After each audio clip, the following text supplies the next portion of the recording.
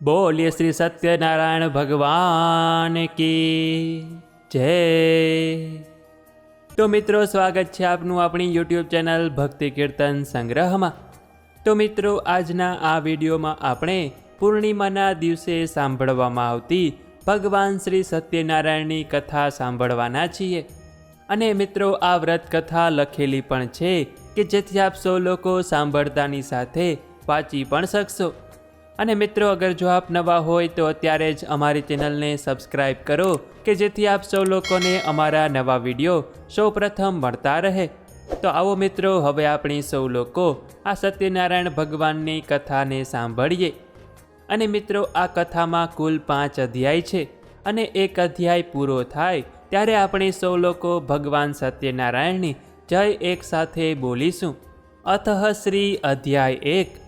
એક સમયની વાત છે, નૈમિષારણ્ય તીર્થ ક્ષેત્રમાં શૌનક આદિ ઋષિઓએ શ્રી સૂતજીને પ્રશ્ન પૂછ્યો કે હે મહારાજ, કોઈ એવું વ્રત બતાવો કે જેનાથી થોડા સમયમાં પુણ્યની પ્રાપ્તિ થાય, મનુષ્ય લોકમાં આ ઘોર કલિયુગમાં પ્રભુ ભક્તિની પ્રાપ્તિ થાય અને મનુષ્ય પોતાની મનોકામના સિદ્ધ કરી શકે।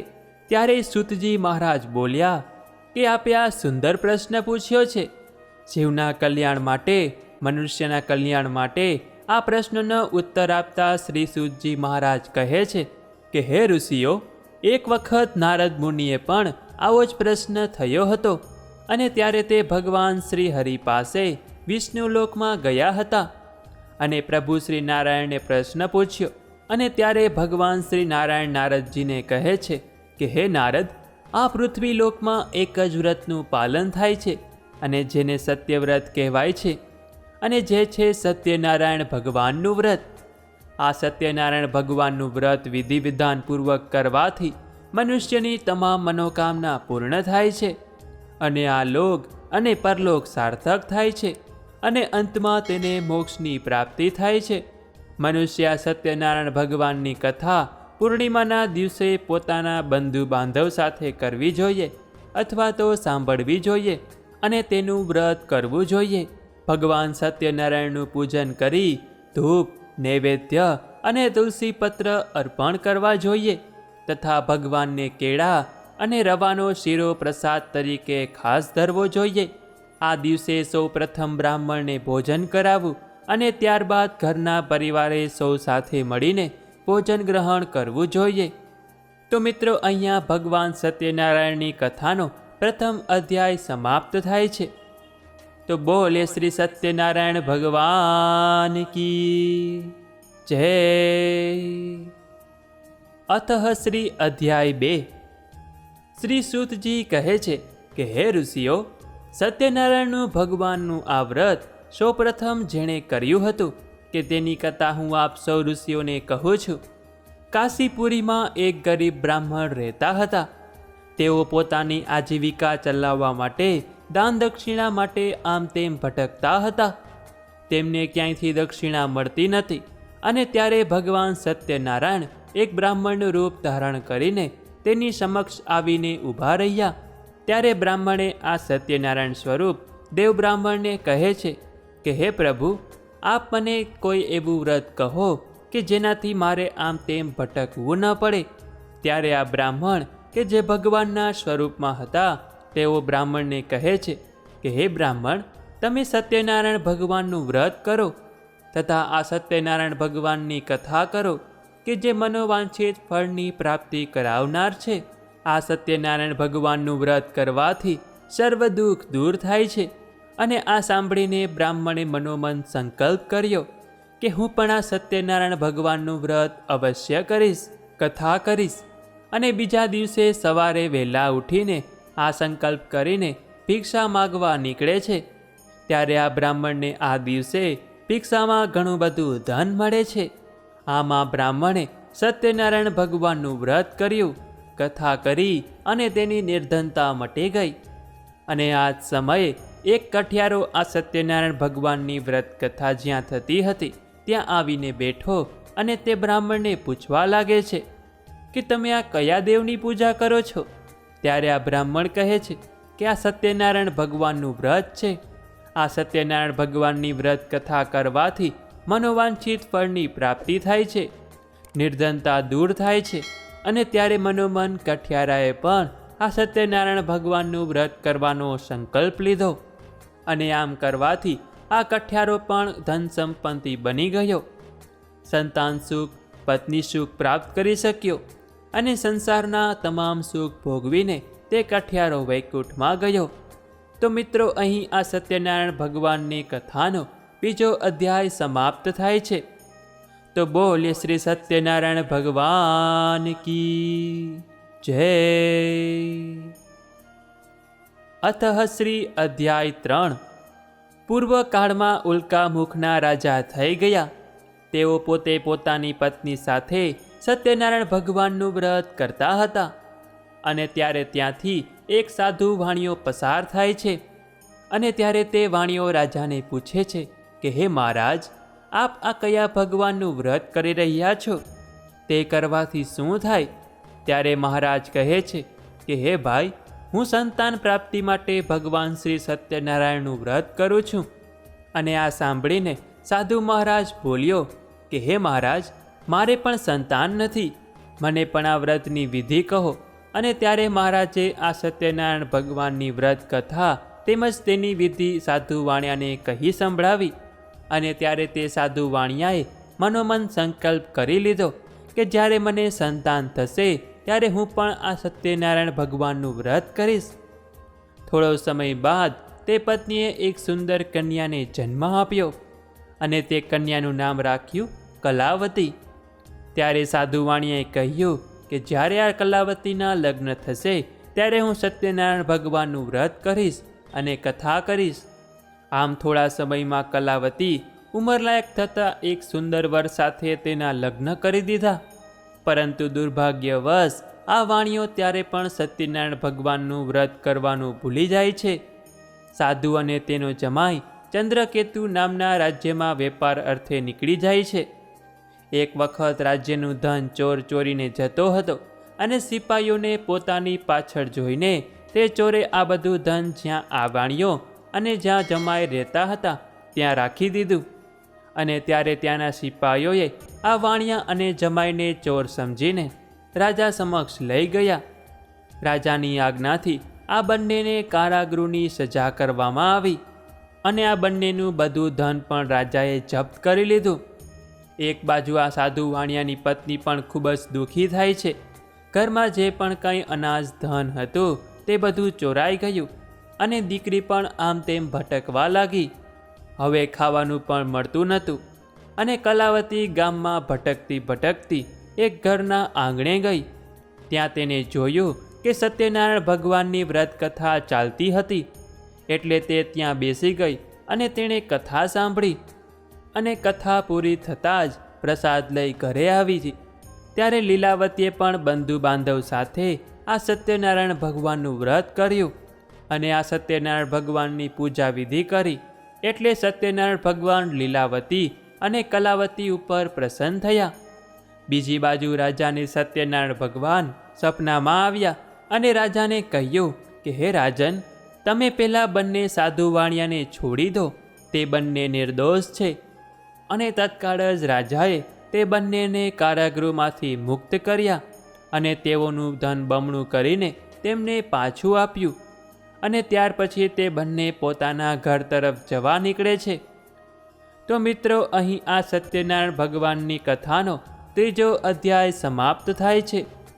તો બોલીએ શ્રી સત્યનારાયણ ભગવાન કી જય. અથ શ્રી અધ્યાય 4. હવે આ બંને પોતાના નગરમાં જવા માટે નાવમાં બેઠા.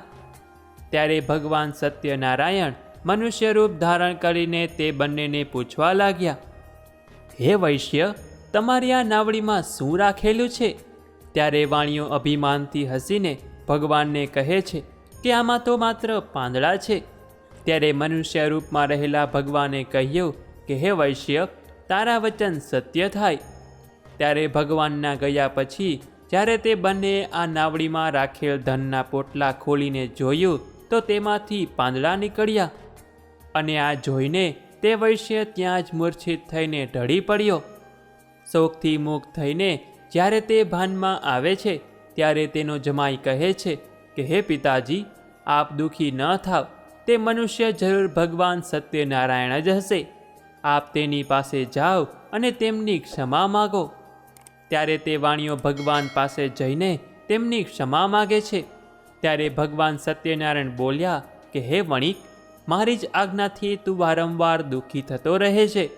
તું મારું પૂજન વિધિ ભૂલી ગયો છે, મારું સંકલ્પ કરેલું વ્રત તું ભૂલી ગયો છે, માટે જ તને દુઃખ પ્રાપ્ત થયું છે.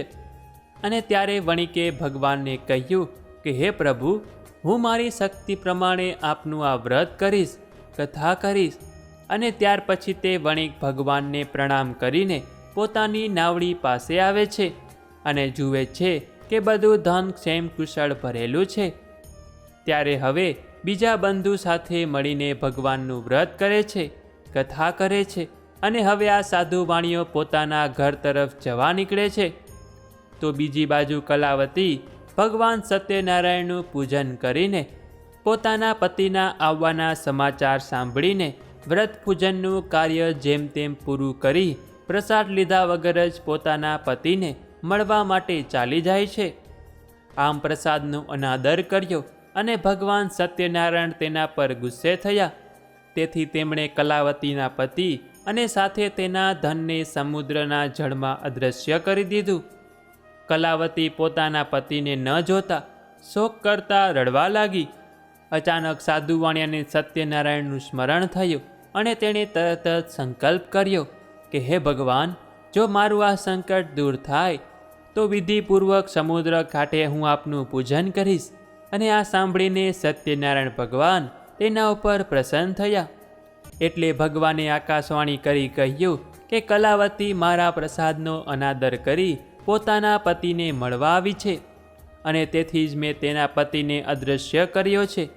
જો તે ઘરે જઈ પ્રસાદ લઈ પાછી આવે તો પોતાના પતિના દર્શન કરશે. અને આ આકાશવાણી કલાવતીએ પણ સાંભળી એટલે તેને પોતાની ભૂલ સમજાઈ ગઈ અને હવે તે ઘરે જઈ પ્રસાદ લઈ કિનારે પોતાના પતિને મળવા માટે આવે છે. તો પોતાના પતિના દર્શન થયા અને પોતાના જમાઈને જોઈને સાધુ વાણિયાને પણ સંતોષ થયો. તેને વિધિપૂર્વક ત્યાં ભગવાન સત્યનારાયણની પૂજા કરી પોતાના ઘરે ગયો. અને ઘરે આવ્યા બાદ હવે તે દર પૂર્ણિમાના દિવસે ભગવાન સત્યનારાયણનું વ્રત રાખે છે અને બંધુજનો સાથે કથા કરે છે. તેનાથી તે આ લોકમાં સર્વ સુખ ભોગવીને મરણ પામ્યો અને સત્યલોકમાં તેને સ્થાન મળ્યું. તો મિત્રો, અહીં આ સત્યનારાયણ ભગવાનની કથાનો ચોથો અધ્યાય સંપૂર્ણ થાય છે. તો બોલીએ શ્રી સત્યનારાયણ ભગવાન કી જય. અથ શ્રી અધ્યાય 5. તુંગધ્વજ નામના એક રાજા હતા. તેઓ જંગલમાં મૃગ્યા રમવા માટે આવ્યા હતા અને નિર્દોષ પશુ પક્ષીને મારીને તેઓ એક વૃક્ષ નીચે બેઠા હતા. ત્યાં સામે ગ્વાલ બાળકોને સત્યનારાયણ ભગવાનનું પૂજન કરતા જોવે છે. ત્યારે તે બાળકો પૂજા કરીને ભગવાન સત્યનારાયણનો પ્રસાદ તે રાજાને આપવા માટે આવે છે. ત્યારે રાજા અભિમાન કરીને પ્રસાદ ગ્રહણ કરતા નથી અને પ્રસાદને ત્યાં છોડીને જતા રહે છે. પોતાના રાજ્યમાં આવે છે અને જ્યારે તે નગરમાં આવે છે ત્યારે તેને આખું નગર તહસ નહસ જોવા મળે છે. અને આ જોઈને રાજા સમજી જાય છે કે મેં ભગવાન સત્યનારાયણને નમસ્કાર ન કર્યા અને તેમના પ્રસાદનો અનાદર કર્યો, તેનું આ પરિણામ છે. ત્યારે રાજા ફરી તે ગ્વાલ બાળકો પાસે જાય છે અને ત્યાં ભગવાન સત્યનારાયણનું પૂજન કરે છે, વિધિપૂર્વક કથા કરે છે, વ્રત કરે છે. અને ત્યારે ભગવાન સત્યનારાયણની કૃપાથી તેનું રાજ્ય ફરી ધન સંપન્ન થઈ ગયું અને શાંતિ છવાઈ ગઈ અને પહેલાંની જેમ તેનું નગર તેને પાછું મળી ગયું.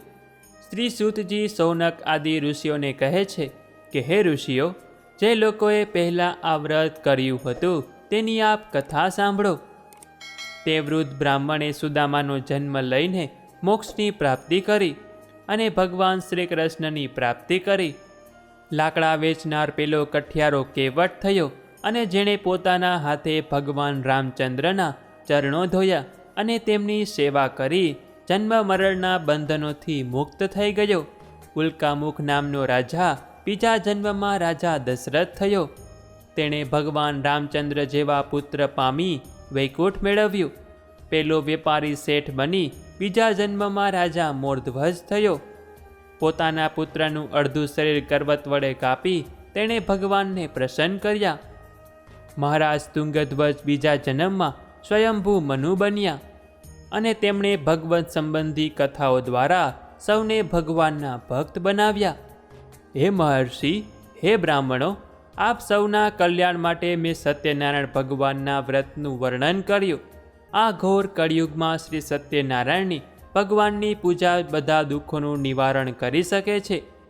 હે શ્રેષ્ઠ મુનિઓ, જે આ કથા દરરોજ વાંચે કે સાંભળે છે અને સત્યનું પાલન કરે છે, તેના બધા પાપ સત્યદેવની કૃપાથી નાશ પામે છે.